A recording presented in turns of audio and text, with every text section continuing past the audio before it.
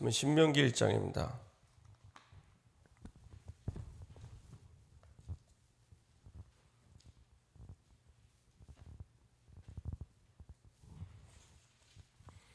신명기 1장입니다.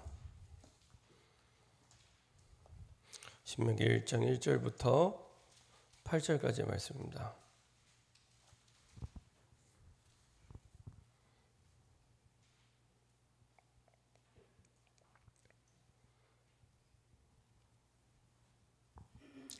신명기 1장 1절부터 8절까지의 말씀입니다.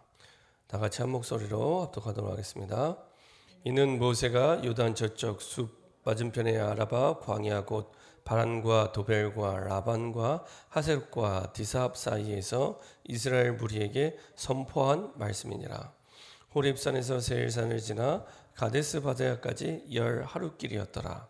40째 11째 달 그 달 첫째 날에 모세가 이스라엘 자손에게 여호와께서 그들을 위하여 자기에게 주신 명령을 다 알렸으니 그때는 모세가 헤스본에 거주하는 아모리 왕 시온을 쳐 죽이고 에드레이에서 아스타롯에 거주하는 바산 왕 옥을 쳐 죽인 후라.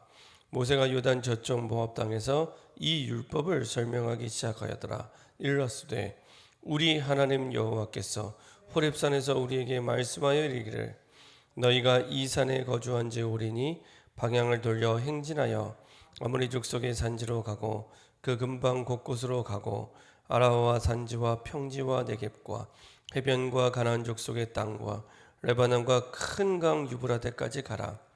내가 너희의 조상 아브라함과 이삭과 야곱에게 맹세하여 그들과 그들의 후손에게 주리라 한 땅이 너희 앞에 있으니 들어가서 그 땅을 차지할지니라. 아멘. 자, 한번 기도하고 말씀 나누도록 하겠습니다. 참 좋으신 하나님 감사드립니다. 하나님의 은혜 속에 우리를 부르시고 인도하심을 감사드립니다. 예수가 그리스도의 완전한 복음 속에 우리를 부르시고 지금까지 우리의 사는 날 동안 언약의 여정을 인도하시며 앞으로 살아갈 날들 동안에 하나님이 주신 미래를 향하여 언약의 여정을 걸어갈 수 있도록 축복하여 주심을 감사드립니다. 우리 힘으로 우리 능으로 되어진 것이 아니요 오직 하나님 주신 생명의 복음 안에 하나님께서 약속하신 대로 이루어진 것이니 하나님 미래를 두고 하나님 주신 언약의 여정을 갈 때 주신 말씀 그대로 붙잡고 그대로 따라가며 우리 후대 앞에 그 언약의 증인으로 생명의 복음의 증인으로 설 수 있도록 축복하여 주시옵소서. 우리 후대에게 가장 가치 있는 것을 남겨줄 수 있는 증인으로 설 수 있도록 인도하여 주옵소서. 감사드리며 주 예수 그리스도의 이름으로 기도합니다. 아멘. 오늘 함께 나눌 말씀 제목은 모세의 여정 회고입니다. 모세의 여정 회고입니다. 신명기는 누가 썼을까요? 신명기는 여러분들 아시는 것처럼 모세가 썼습니다. 그래서 창세기, 출애굽기, 레위기, 민수기, 신명기 이 5권은 모세가 썼기 때문에 모세 오경이라고 얘기를 합니다.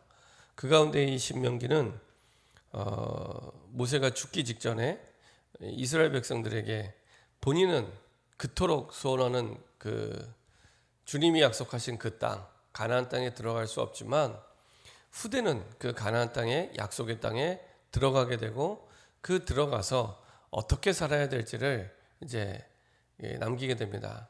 그 유언과도 같이 남긴 3편의 설교가 있는데 그 3편의 설교가 신명기입니다. 그래서 신명기는 평생의 후대들에게 영원히 각인되도록 너희 하나님이 우리에게 주신 그 약속의 땅에 들어가서 살아야 될 내용이기 때문에 평생의 영원히 후대들에게 각인될 내용을 이제 3편의 설교를 통해서 말씀하고 있습니다. 그러면서 오늘 제목대로 모세가 이제 본인에게 주신 출애굽의 여정을 쭉 회고를 합니다. 오늘 말씀 보니까 아주 세밀하게 얘기합니다. 본인이 지금 이제 마지막으로 후대들에게 유언과도 같이 이제 기록을 남기면서 아주 세밀하게 얘기합니다. 호렙산에서 세일산을 지나 가데스 바네아까지 10하루길이라. 구체적인 지명, 기간, 그리고 40째 해, 11째 달, 그러니까 40년 동안 이렇게 지내왔음을 얘기하죠. 광야 속에서. 그 달 첫째 날에 모세가 이스라엘 자손에게 여호와께서 그들을 위하여 자기의 주신 명령을 다 알렸으니 하면서 세밀하게 얘기를 합니다. 후대들에게 우리가 무엇을 남기면 좋은 유산을 넘어 가장 위대한 유산을 남길 수 있겠습니까? 뭔가 이제 후대들에게 가장 중요한 것을 남겨야 되는데, 내가 없어도, 부모가 없어도 우리 후대가 영원히 완전히 승리할 가장 중요한 것을 남겨야 되는데, 그게 도대체 뭐겠습니까? 미국에서 어떤 사람이 조사를 했답니다. 그 예수 믿은 사람의 14대를 조사를 해보고 예수 안 믿은 사람의 이제 14대를 조사를 해봤답니다. 그래서 이제 예수 믿은 사람의 14대를 조사한 내용들을 보면 이제 구체적으로 이름들도 다 거명하면서 이렇게 내용들을 쭉 훑어보니까 대부분의 사람들이 뭐 대통령부터 시작해서 대통령, 학자, 교수 이렇게 그 시대의 중요한 인물들로 쭉 나왔고요. 그렇지 않은 후대를 통해서는 보니까 이게 범죄자부터 시작해서 이렇게 창녀, 그 다음에 여러 가지 많은 이제 어려움을 겪는 사람들에게 쭉 나열이 됐다고 합니다. 그 기록들 보면서도 우리 후대에게 과연 뭘 남기면 가장 중요하게, 가장 소중한 것을, 그것도 주님이 오시는 그날까지 남길 수 있겠는가라고 했을 때 다른 게 없습니다. 정말로 복음을 우리 후대에게 가장 정확하게 남겨야 됩니다. 내가 받은 생명의 복음을 우리 후대에게 정확하게 남길 때 사실은 어떤 상황, 어떤 문제, 어떤 환경 속에 있다 할지라도 항상 승리하고 계속 승리하고 영원히 승리하는 비밀이 복음 안에 있습니다. 복음을 들려주는 거 말고요. 복음을 보여주시면 됩니다. 복음을 보여주실 때,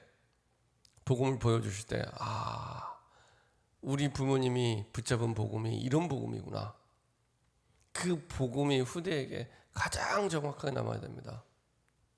모세가 후대에게 정확한 그리스도의 복음을 남기기 위해서 이제 세 편의 설교를 남기게 됩니다. 왜 우리 백성이 하나님의 백성인데, 선민인데 그토록 430년 동안 노예로 살 수밖에 없었는지, 비참하게 짐승처럼 그 고통을 당할 수밖에 없었는지, 그 이유에 대해서 쭉 얘기하죠. 그래서 사실은 신명기의 가장 핵심 내용이 신명기 6장 4절에서 9절입니다. 너희가 앉아 있을 때든지 일었을 때든지 집에 있을 때든지 나갈 때든지 들어올 때든지 하나님이 너희에게 주신 그 언약을 잊지 말아라. 그러면서 있을 때든지 나갈 때든지 들어올 때든지 손목에 기회로 삼고 미간에 붙이고 잊지 말라는 얘기죠. 그냥 잊지 말라는 얘기가 아닙니다. 한으로 붙잡으셔야 됩니다. 한 아시죠? 한으로 붙잡아라. 한으로 붙잡아야지. 안 그러면 언제든지 사단이 복음보다 더 중요한 다른 게 있는 것처럼 계속 속입니다. 그래서 한으로 그 복음을 붙잡고 인도받아라. 이렇게 복음을 가지고 인도받을 때 하나님이 어떻게 갱신하게 하시고 축복을 주시느냐? 복음 안에서 완전히 재창조된 우리에게 그 재창조의 축복을 하나님이 영원히 주십니다. 고린도후서 5장 17절에 우리에게 새로운 피조물이 되게 하시죠. 내가 예수를 그리스도로 고백하고 예수 생명 얻을 때 완전히 새로운 피조물이 됐는데, 완전히 새로운 피조물 된 그 자녀에게 주신 재창조의 축복을 하나님이 복음 가진 그 사람들에게 복음을 누릴 때 허락해 주십니다. 어떤 재창조의 축복이냐? 그 복음을 누릴 때 근원적인 축복이 그 사람에게 임하게 됩니다. 완전히 근원적인 창조주 하나님의 축복이 그 사람에게 임하게 됩니다. 그래서 세상에서는 완전히 새로운 것을 만드는 창의적인 축복이죠. 내가 하나님이 주신 생명의 복음을 누릴 때 하늘 보좌의 응답이 내게 오게 되고요. 그리고 내가 생명의 복음을 누릴 때 양의 피를 바른 날 애굽에서 나온 것처럼 완전히 시대와 민족의 문제를 해결하는 응답의 주인공이 됩니다. 그 누구도 해결하지 못했던, 그렇죠? 이스라엘 그 백성 가운데 훌륭하고 대단한 사람이 많았지만 그 누구도 해결하지 못했던 그 시대의 문제를 완전히 해결하고 끝내는 응답의 시작이 됩니다. 광야 생활 동안에 하나님께서는 세절기의 축복을 주셔서 완전히 예배 중심으로 삶을 살아가게 하시고요. 그리고 광야의 축복 속에서 사실은 하나님이 그 가나안 땅이라는 약속의 땅을 주셨지만은 가고서는 모든 것들은 하나님이 주시는 말씀의 방향 따라 결정됐거든요. 언약궤를 따라가도록 그 속에서 그리고 무엇 중심으로 인도받았냐? 성막 중심으로 인도받을 때 이스라엘 백성들은 풀 한 폭이 나지 않고 먹을 것이 아무것도 없는 그 광야에서 완전히 승리하게 하시고 유목민인 이스라엘 백성이 전쟁터에 나가서 이길 만큼 하나님께서는 응답을 주시고 승리를 주시고 역사해 주셨습니다. 출애굽의 기적과 세절기의 그 축복과 예배의 축복과 그리고 하나님의 말씀 따라가는 응답과 그리고 성막 중심의 그 모든 응답들을 40년 동안 계속 각인시킨 거죠.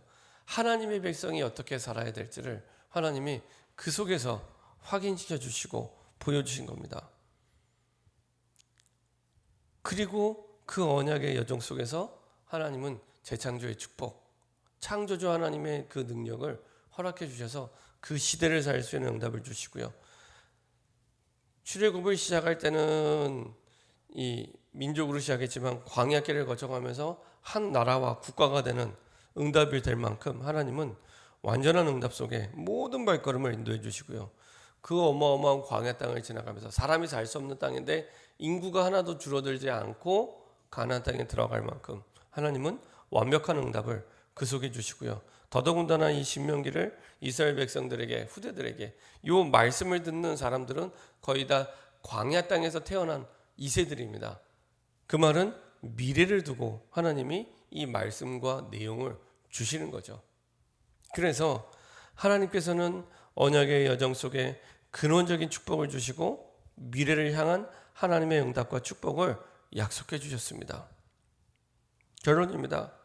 이걸 두고 하나님 내가 어떻게 하면 우리 후대에게 가장 정확한 복음이 전달될 수 있을까?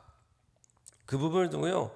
진짜 깊이 기도하면서 우리 후대에게 많은 거 얘기하고 많은 거 말하지만 가장 정확한 복음이 어떻게 하면 우리 후대들에게 전달할 수 있을까? 이거 고민하시면 됩니다. 그게 가장 중요한 고민이고 가장 중요한 응답입니다. 그래서 복음을 들려주는 것이 아니라 복음을 보여줄 때 하나님께서는 그 사람에게 이스라엘 백성들에게 주셨던 그 창조주 하나님의 세상 사람들이 흉내낼 수 없는 완전히 창의적인 축복을 허락해 주십니다. 미래 시대는 그 창의력의 시대라고 합니다. 창의력의 시대. 그렇죠? 그래서 천재 한 명이 한 나라와 한 민족을 먹여 살린다고 하죠. 그 정도로 사실은 한 사람의 창의적인 인재가 중요한데 그 근본이 어디냐? 창조주 하나님으로부터 시작이 되는 겁니다. 그럼 누구를 통해? 복음 가진 사람을 통해. 창조주 하나님의 능력이 복음으로 완전히 재창조된 인간을 통해서 드러나고 나타나게 됩니다. 그래서 이스라엘 백성들은요, 정확한 복음도 아니고 그야말로 율법적인 말씀만 붙잡았음에도 불구하고 이 시대의 지성을 휘어잡고 그리고 이 시대의 경제를 휘어잡고 가는 민족이 됐습니다. 근데 상식적으로 이게 안 맞아요. 우리는 주중에 여러 번의 예배가 있고 그리고 여러 번의 사실은 훈련들이 있습니다. 그러면 제일 많이 하는 갈등이 뭐냐면 시간이 없다. 그 다음에 두 번째로 뭐냐? 돈이 없다. 이거는 불신자들이 가장 소중하게 생각하는 두 가지입니다. 그래서 저는 옛날에 이렇게 신학원 갈 때 그런 말씀을 드렸었어요. 신학원 갈 때 하나님이 아예 훈련의 가장 중요한 응답을 첫 판부터 응답받고 시작하게 하신다. 그 두 가지가 뭐냐? 세상 사람들이 가장 가치 있게 생각하는 거, 시간, 돈을 하나님 앞에 완전히 내려놓고 시작하게 하신다. 그래야 신학원을 응답받을 수 있다. 그런 얘기를 했었습니다. 한 학기에 40만 원이 생각해보면 적지 않은 돈이거든요. 그러면 시간을 내야죠. 그 다음에 돈을 내야죠. 이게 보통 훈련이 아닙니다. 불신자가 가장 내려놓기 어려운 시간, 돈, 이걸 내려놓고 시작하게 하시죠. 그래서 유대인들은 완전히 예배 중심의 삶이었고요. 그리고 완전히 헌금 중심의 삶이었습니다. 그럼에도 불구하고 사실은 세계를 움직이는, 세계의 지성을 움직이는 민족이 됐고, 그리고 사실은 세계 경제를 움직이는 민족이 됐습니다. 미국 변호사의 30%가 유대인들이고요. 미국에서 가장 비싼 땅인 뉴욕 땅의 40%를 이 유대인이 갖고 있고요. 그리고 전 세계 보석상의 90%의 그 시세를 이 시장을 누가 장악했냐? 유대인들이 장악했습니다. 그래서 보석 시세를 누가 결정하냐? 유대인들이 결정합니다. 그러니까 전 세계 중요한 경제, 정치 거의 대부분을 유대인들이 좌지우지합니다. 그래서 미국에서 이 유대인들은 2%밖에 안 되지만 98% 미국을 움직이고요. 그 미국을 움직인다는 것은 전 세계를 움직입니다. 이 정도로 사실은 어마어마한 민족이 됐죠. 그래봤자 지금의 이스라엘은요, 그렇게 큰 나라도 아닙니다. 인구가 900만밖에 안 돼요. 그리고 땅덩어리도 경기도, 강원도 합친 땅덩어리밖에 안 됩니다. 근데 세계를 호령하는 민족이 됐습니다. 그 배경에는 철저하게 예배 중심, 그리고 헌금 중심의 삶으로 움직이는 인생이었고요. 그 가운데 하나님은 완전히 재창조의 그 하나님의 능력과 역사의 응답들을 그냥 껍데기만 누렸는데도 그만큼, 그렇죠. 근데 정확한 복음을 가진 저와 여러분들이 조금만 복음을 누린다면 하나님께서는 우리 후대들에게 복음을 보여줄 만큼의 하나님의 응답과 그 응답의 증인으로 설 줄 믿습니다. 그래서 저 여러분들이 정말로 과거는 지나갔고 미래는 아직 오지 않았기 때문에 오늘 내게 주신 복음을 어떻게 우리 후대에게 가장 정확하게 전달할까, 이 고민만 하셔도 됩니다. 그래서 우리 후대에게 다른 건 남지 않고 우리 부모님을 생각할 때, 우리 부모님은 복음의 사람이었구나, 진짜 복음 가진 분이었구나, 이게 남을 수 있는 저와 여러분 됐으면 좋겠습니다. 합심해서 한번 기도하겠습니다. 합심해서 한번 기도하겠네요. 신명기를 시작하면서 모세는 지난 40년 동안의 광야 생활을 돌아보면서 가장 중요한 것들을 우리 후손에게 남기고 주어야겠는데, 그 가장 중요한 내용의 핵심이 뭐냐? 복음이었습니다. 그래서 우리 후대들에게 언약을 남기며 그 언약의 핵심인 복음이 후대들에게 각인되도록, 그래서 그 복음으로 말미암아 완전히 갱신하도록 약속을 남겼던 것처럼 하나님 우리 후대들에게 정확한 복음만 남게 허락하여 주옵소서. 성경적인 복음만 우리 후대들에게 답으로 남을 수 있도록 우리에게 먼저 그 복음의 증인으로 서게 하시고, 창조주 하나님의 축복과 응답들이 우리와 우리 후대에게 나타나고 보여지게 허락하여 주시옵소서. 합심해서 한번 기도하도록 하겠습니다. 전능하신 하나님 감사드립니다.